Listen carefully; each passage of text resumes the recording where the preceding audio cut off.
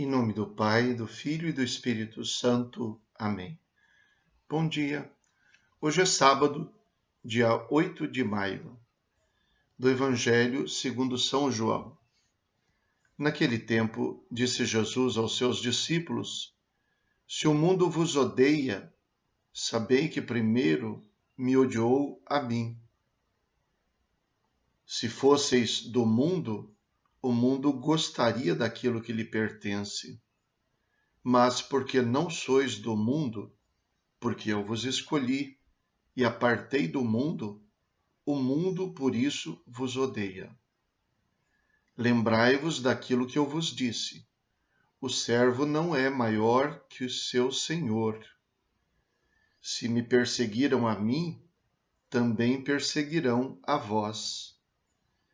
Se guardaram a minha palavra, também guardarão a vossa.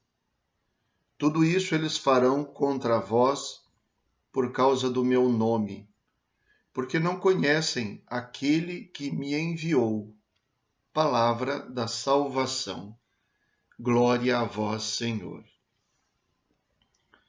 Hoje parece que nós somos alertados sobre uma guerra para a qual a gente está se preparando, ou no meio da qual a gente já se encontra. E tem um inimigo identificado aqui como o mundo. Esta palavra que aparece seguidas vezes, 6 vezes nesse trecho que nós ouvimos. O que é o mundo? Ou quem é o mundo? A palavra de Jesus não era propriamente qualificada como a formação de um grupo que deveria fazer oposição ao resto do mundo. Na verdade, Jesus tinha uma missão universal e deixou isso bem claro. Ele veio para buscar e salvar aquilo que estava já perdido. Ele mesmo, no Evangelho de São João, na sua oração chamada oração sacerdotal, diz que todos sejam um, para que o mundo creia que me enviaste. Então não se trata de maneira nenhuma de uma visão muito comum nos nossos dias de dividir os homens entre bons e maus. Nós somos os de Deus e aqueles são os do mundo, eles não prestam. Não se trata disso. A palavra mundo aqui também naturalmente não significa o mundo criado, porque foi Deus quem criou o mundo. O mundo é bom. Deus viu que tudo era bom quando criou. Então não se trata da gente dividir a nossa realidade entre matéria e espírito e dizer tudo que tem nesse mundo aqui não presta. Os prazeres não prestam, os sonhos não prestam, as realizações não prestam. Não se trata disso. O mesmo Evangelho de São João e as suas cartas também são os que mais insistem que o Verbo se fez carne e habitou entre nós. Portanto, com a presença do Verbo encarnado, o mundo foi elevado, o mundo que já era criatura, criação de Deus, que já era bom, foi elevado. O pecado está presente no mundo, nos seres humanos, mas o pecado é corrupção. Deus não criou o mal.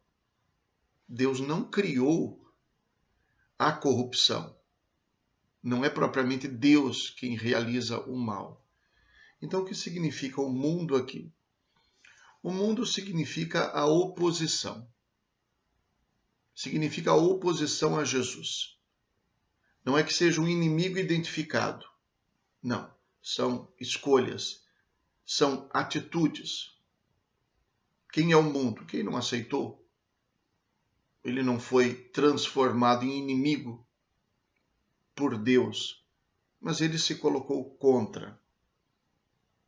E nesse sentido, não somente as pessoas, mas até mesmo os impulsos, as tendências, os excessos.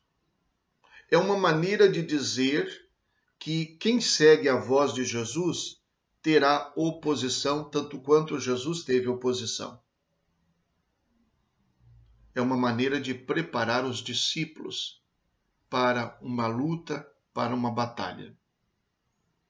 Tenham muito claro uma coisa. Quando Jesus fala um mundo que parece uma oposição a ele e aos seus discípulos, em consequência, não necessariamente este mundo está fora de nós. Na verdade, talvez a maior representação ou o que o mundo mais representa são as nossas próprias tendências pessoais. O meu egoísmo é o mundo que se opõe a Jesus. O meu egoísmo não ama Jesus que fala de desprendimento, de entrega total. O meu egoísmo não ama Jesus. E se eu sou de Jesus, o meu egoísmo também não me ama. Também será oposição a mim. Talvez as maiores batalhas, pessoalmente experimento isso e digo isso de minha parte. As maiores batalhas e as maiores oposições a Cristo, a que eu seja discípulo de Cristo, não estão fora de mim, estão dentro de mim. Então, só para ter claro que o mundo não é o nome ou a identificação de inimigos, nem inimigos reais, nem inimigos imaginários. O mundo é uma maneira de falar do Evangelho de São João, também das suas cartas, sobre a oposição a Jesus e principalmente sobre a realidade de quem escolhe Jesus. Se o mundo vos odeia, lembrem-se que é porque odiou a mim. O Papa Bento XVI, num dos seus livros, respondendo a uma pergunta de entrevista, diz assim, em relação ao Papa: se todos elogiam o Papa deve perguntar onde foi que eu errei. Não é possível que aqueles que crucificam Jesus me exaltem. Aqueles ou aquilo. Então, Jesus diz, lembrem-se aquilo que eu disse para vocês. O servo não é maior do que o Senhor. E vemos uma prevalência de uma partícula condicional, que é repetida pelo menos 4 vezes. Se o mundo vos odeia, se o mundo vos odeia, sabei que primeiro me odiou a mim. Se fosseis do mundo, o mundo gostaria daquilo que lhe pertence. Depois, se me perseguiram a mim, também perseguirão a vós. Em oposição, se guardaram a minha palavra, também guardarão a vossa. É uma preparação que Jesus faz para seus discípulos, dizendo, o caminho de vocês vai ser igual ao meu. Como houve batalhas, como houve perseguição, como houve oposição a mim, é isso que vocês vão experimentar. Jesus também teve oposição pessoal, ele mesmo teve tentações, teve de vencê-las. Ele teve medo, teve de vencê-lo. E assim também acontece conosco.